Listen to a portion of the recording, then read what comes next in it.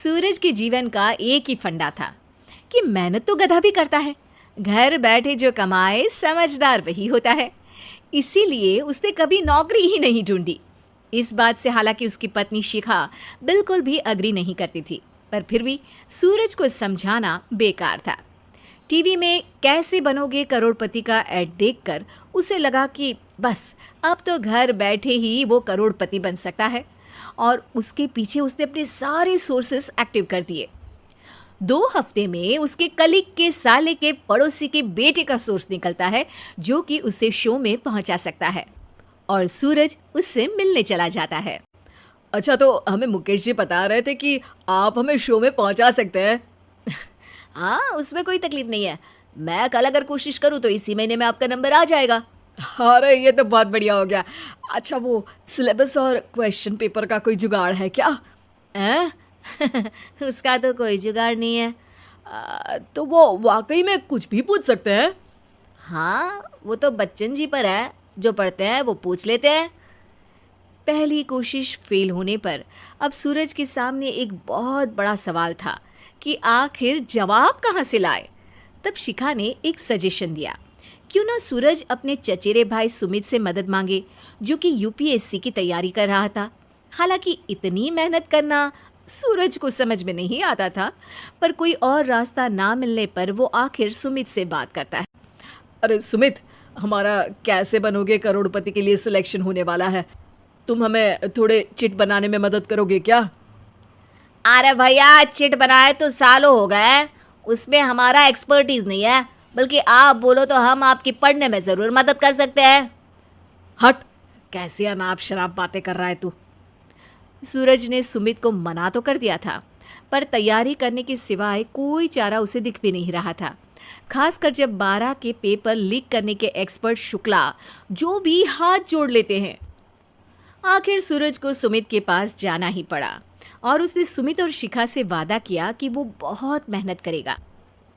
1 महीने की तैयारी के बाद फाइनल हुआ कि शो से 1 हफ्ते पहले एक ट्रायल खेला जाएगा, जहां पर सारे रिश्तेदार ऑडियंस की जगह पर होंगे और शिखा सवाल पूछेगी। दूर दराज से भी रिश्तेदार आकर हाजिर हो गए देखने कि आखिर कैसे बनेगा सुमित करोड़पति।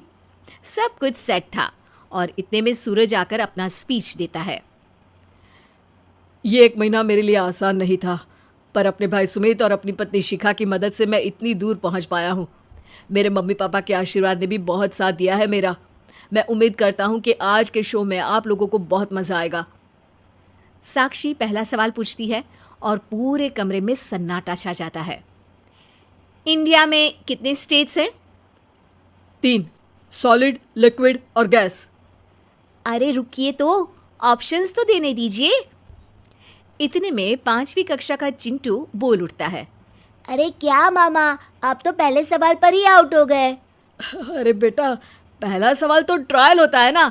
अरे तुम अब देखना। देखने जैसी बात तो थी ही। सूरज को इतना शांत किसी ने नहीं देखा था। कभी कभी तो लगता था मानो सूरज आंख खोलकर ही सो गया हो। मामा जल्दी करो प्लीज, कल सुबह पनवेल भी तो निकलना है। अरे हट, कंसंट्रेट करने दे मुझे। 3 सवाल में 3 लाइफलाइन खत्म हो चुकी थी, और अब चौथे सवाल पर भी सूरज का मौन नहीं टूटा, पर सूरज अभी भी हार मानने को तैयार नहीं था। उधर हर कोई सूरज को छोड़ सुमित को देख रहे थे। आखिर सुमित ने ही तो पढ़ाया था सूरज को। गजब बेइज्जती है यार। अरे बेटा, तो बाप का, दादा का, भाई का, सबका नाम बुड़वाएगा। अरे 3 लाइफलाइन ले ली तो भी तेरा कुछ नहीं होना है। अरे कोई इतनी बात करता है क्या शो पर? अरे बेटा, शो पर तेरे जैसे भी तो नहीं आते ना। सूरज की ये जंग आखिर 1 घंटे बाद 5वें सवाल पर खत्म हो गई, जब उसने इंडिया के नेशनल बर्ड का नाम कहा, कौवा। अरे बेटा, मजा तो बहुत आया, बस थोड़ा टाइम पर खत्म होता तो आनंद भी आ जाता।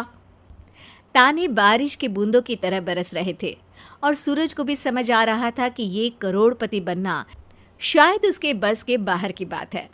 पर वो आखिर ये बात मान कैसे लेता? वो सख्त लौंडा जो ठहरा, उसने सोचा कि बेइज्जती तो हो ही चुकी है, पर अगर मैं हार नहीं मानूं तो शायद कुछ हो सकता है। शिखा तुम देखना, असली शो में आग लगा दूंगा, आग, करोड़पति बनूंगा मैं। हाँ सब्जियां खत्म हो गई है घर पे, ले आओ। पहले पति बन जाओ, फिर करोड़पति बनना। अरे गजब बेइज्जती है यार। बेटा अभी तो घर पर ही हुई है, 1 हफ्ते में तो तुम देश के सामने करवा कर आओगे। वैसे जब टीवी पर जाओ ना तो बस अपने मम्मी का ही नाम लेना, ठीक है? कोई पूछे तो बोलना कि पापा नहीं है मेरे। अरे पढ़ाई की, पेपर निकलवाए, इतने सारे लोगों को खाना खिलवाया, क्या फ़र्क पड़ा? इसीलिए मैं कहता हूँ कि मेहनत तो गधा भी करता है, घर बैठे जो कमाए वही सिकंदर। लेकिन मामा, गधे भी जानते हैं कि हमारा राष्ट्रीय पक्षी मोर है।